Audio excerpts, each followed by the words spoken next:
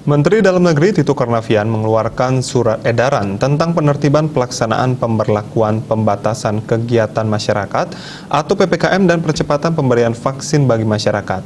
SE yang diterbitkan pada 18 Juli 2021 tersebut ditujukan pada kepala daerah, gubernur, bupati, wali kota di seluruh Indonesia.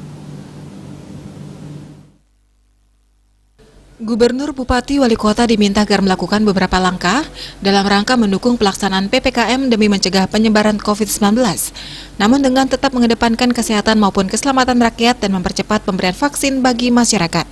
Pertama, mengevaluasi secara reguler penertiban pelaksanaan PPKM di wilayahnya untuk mengetahui tingkat efektivitas menekan penularan kasus COVID-19.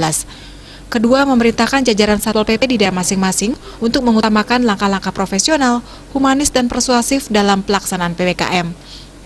Penertiban pelaksanaan PPKM sebagaimana yang telah diatur dalam Instruksi Menteri Dalam Negeri tentang PPKM, yakni penegakan hukum, disiplin yang tegas namun santun dan simpatik bagi masyarakat yang melanggar ketentuan PPKM dan dilarang menggunakan kekerasan yang berpotensi pelanggaran hukum.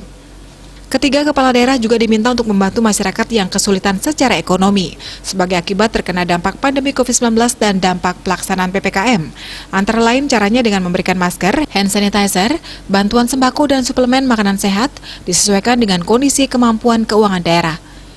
Keempat, SE mendorong pelaksanaan percepatan pemberian vaksin bagi masyarakat. Gubernur berwenang mengalihkan alokasi kebutuhan vaksin dari kabupaten dan kota yang kelebihan alokasi vaksin kepada kekurangan alokasi vaksin. Gubernur juga berwenang memerintahkan Dinas Kesehatan untuk tidak menyimpan atau menimbun stok vaksin dan segera menyuntikkan vaksin pada masyarakat sesuai skala prioritas. Kelima, melakukan sosialisasi penerapan 5M dan mendistribusikan masker kepada masyarakat luas dengan menggunakan anggaran yang tersedia. Gubernur juga diminta untuk melaporkan pelaksanaan surat edaran menteri tersebut kepada Menteri Dalam Negeri melalui Dirjen Bina Administrasi Kewilayahan Kemendagri. Bali Pos melapor.